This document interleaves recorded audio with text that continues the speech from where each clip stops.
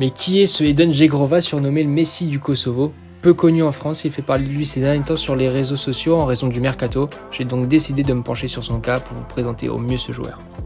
Né à Erfurt en Allemagne, le jeune joueur de 21 ans a développé son football au FC Pristina, qui pour info est un club de première division au Kosovo, puis par la suite a passé un test qu'il a réussi à Milan, qui contre toute attente ne lui propose pas de contrat.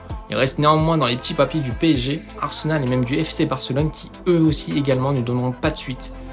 En 2015, alors âgé de 16 ans, et c'est là où cela devient un peu plus intéressant puisqu'il se dirige vers la Belgique et rejoint le Standard de Liège, malheureusement il est vite remercié et finit à Saint-Tron jusqu'en 2017. Quelques mois après, juillet 2017, donc le KRC Genk donne sa chance à ce jeune qui jusque-là peinait un peu à s'imposer.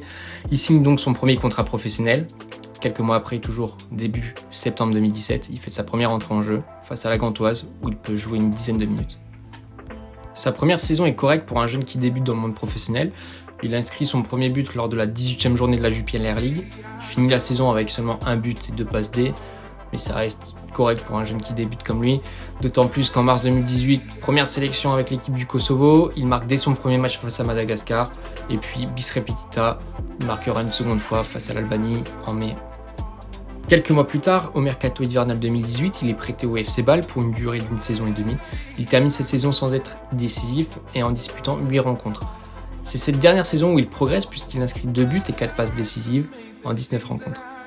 Concentrons-nous maintenant sur ses qualités. Jouant en poste d'ailier droit en étant gaucher, surnommé le Messi kosovar pour sa conduite de balle et sa facilité à effacer son vis-à-vis dans des petits périmètres, il se montre percutant et il est très adroit dans ses transmissions avec son pied gauche. Néanmoins, il faut savoir que le peu de fois où Edon Jegrova a été décisif, c'est quand il jouait sur le côté droit. Sur l'aile gauche, le jeune joueur l'est moins, car comme il aime repiquer dans l'axe sur son pied gauche, le fait d'être sur ce côté justement lui complique un peu la tâche.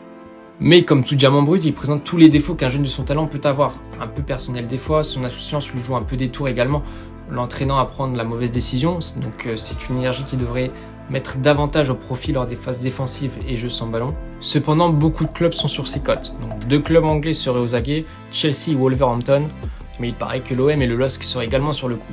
Il est coté entre 1 et 1,5 million actuellement sur Transfermarkt, mais vu les courtisans autour du joueur, sa cote pourrait vite grimper et approcher les 7-10 millions d'euros dans le registre actuel.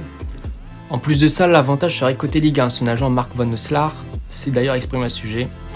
En l'état actuel des choses, Edon est un joueur très convoité. Il y a des clubs anglais, italiens et des clubs français de très bon niveau qui sont intéressés. Jouer en France serait une belle opportunité pour lui car il apprécie beaucoup son championnat et il pense qu'il pourrait y franchir un palier dans un club qui dispose d'un beau projet. C'est un diamant brut qui a une marge de progression immense. Mais alors, Marseille ou le LOSC, quel club serait le plus intéressant pour le joueur? Donc côté OM, on a un Dimitri Payet un peu vieillissant à gauche, un Radonjic fragilisé mais qui monte en puissance petit à petit. Et de l'autre côté, on a un Florent Thauvin qui ne devrait pas bouger cette saison et qui est doublé par Bounassar en cas de besoin. Bon, Edon a besoin un peu de temps de jeu, donc c'est sûr que cet aspect, c'est un peu léger l'OM pour la saison Ligue des Champions, donc ça serait peut-être un bon plan. Côté Lillois, un Luis Araujo qui est à droite, qui ne demande que du temps de jeu justement pour exploser. Un Jonathan Bamba à gauche qui est un peu inconstant, mais qui peut être très bon comme moyen. Un Iconé qui pourrait partir suite à sa bonne saison, mais qui est capable d'évoluer sur les côtés si jamais il serait amené à rester, sachant que Renato Sanchez a déjà évolué également à droite. On a même Yacidje qui revient de blessure, qui peut jouer à droite. Et si on va même un peu plus loin, Jérémy Pied peut dépanner également ce poste. Donc ça fait beaucoup. Après, on n'est pas à l'abri d'un départ de Iconé, Araujo, Bamba. Mais personnellement, je pense que le joueur aurait sûrement plus de temps de jeu à l'OM. Mais est-ce que ce serait au moins un bon coup de recruter Edon Jegrova? Parce que des pseudo-Messi roumains, slovaques, tchèques, congolais qui font des bonnes saisons dans des championnats hors top 5 européens, on en a eu plein. Et on les a plus jamais revus après. Donc je dirais oui, mais pas à n'importe quel prix. Parce que tout dépendra combien demande le KRC Genk. C'est un jeune qui a le potentiel qui mérite qu'on s'intéresse à lui. Mais de là à mettre une somme astronomique en rapport de ce qu'il a fait jusqu'à présent, c'est risqué. Et plus la somme sera importante, plus le risque sera important aussi pris par le club. Donc d'autant plus qu'il y a la barrière de la langue, le temps de s'acclimater en Ligue 1, c'est des facteurs à ne pas négliger. Après, vous pouvez mettre en commentaire vous ce que vous en pensez et à la place d'un club combien vous mettrez pour un jeune de son calibre. Voilà, donc c'est la fin de cette vidéo. J'espère que vous avez un peu plus appris sur ce jeune à fort potentiel qui intéresse Marseille et le LOSC, mais également des clubs d'outre-Manche. Donc nous, on se retrouve la semaine prochaine en principe si tout se passe bien sur un autre dossier. Donc n'hésite pas à t'abonner et liker si le contenu t'a plu. Sur ce, je vous dis ciao!